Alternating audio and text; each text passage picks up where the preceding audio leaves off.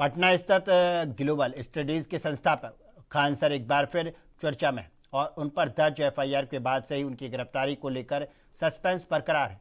और मामले में नया मोड़ तब आ गया जब अग्निशमन विभाग के डीआईजी मनोज कुमार नट ने कोचिंग संस्थान में सुरक्षा मानकों की कमी की बात कही और सख्त कार्रवाई की चेतावनी दी। और वहीं दूसरी ओर खान सर के वकील अरविंद महुआर ने इस आरोपों को सिरे से खारिज किया है और उन्होंने स्पष्ट किया है कि उनके क्लाइंट सरेंडर नहीं करेंगे और फायरिंग की घटना से उनका कोई लेना देना नहीं है।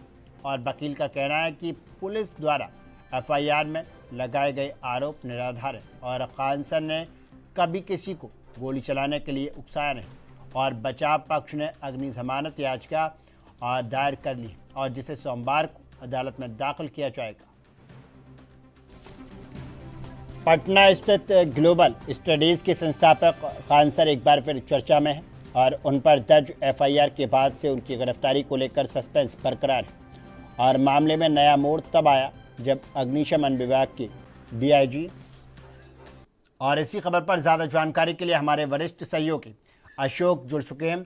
अशोक, क्या कुछ जानकारी है जिस तरह से खान सर की और कोचिंग पर फायरिंग हुई और उसके बाद में उन्हीं के ऊपर एफआईआर हो गई? देखिए गुलरेज, 2 जून को ये घटना घटी थी और उसमें जो है गार्ड ने खुद जो कहा था कि उन्होंने गोली चलाने का आदेश दिया था।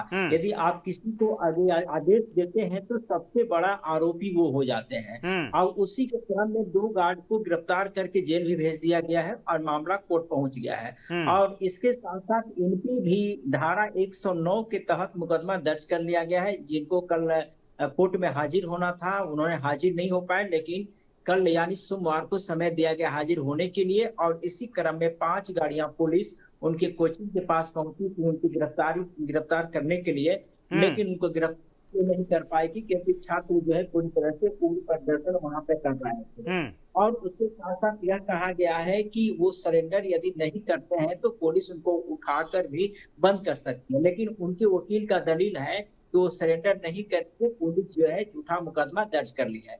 लेकिन 109 जो मुकदमा होता है उसमें 10 साल की सजा होती है।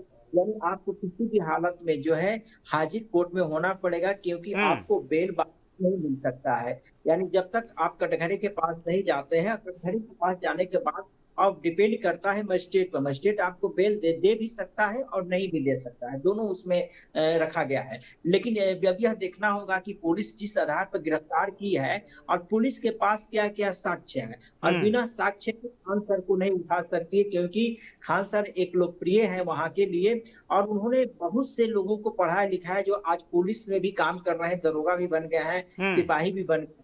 तो कहीं ना कहीं जो है खान के पास पहुंचना एक पुलिस के लिए बड़ी बात हो जाती है। और यही कारण है कि पुलिस यदि जब गिरफ्तार नहीं कर पाई है तो कोर्ट ने साफ तौर पर वारंट जारी कर दिया है कि आपको 24 घंटे के अंदर किसी भी हालत में सरेंडर करना होगा। यदि वो सरेंडर नहीं करते हैं तो उसका दूसरा प्रोसेस होता है कुर्की, यानी कुर्की जब्ती किया जाएगा। और दूसरा मामला है कि जो फायर ब्रिगेड के जो अधिकारी गए थे वहां पर जांच करने के लिए, वो जांच में बहुत कमियां पाई गई थी।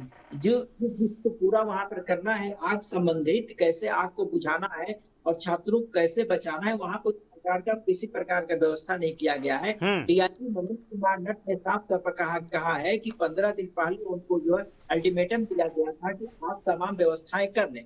लेकिन इस घटना के बाद कहीं न कहीं जो है दमकल के अधिकारी भी प्रेशर में आ गए और यही कारण है कि जाकर वहां पूर्ण रूप से उन्होंने जांच किया। जांच में पूरी तरह से कमियां पाई है। अगर वो कमियां को पूरी 15 दिन के अंदर नहीं करते हैं तो हो सकता है उनका जो कोचिंग पूरी तरह से कैंसिल मार दिया जाएगा, नहीं रद्द कर दिया जाएगा। और इसी मामले में एक और कोचिंग संचालक को गिरफ्तार कर लिया गया उनके।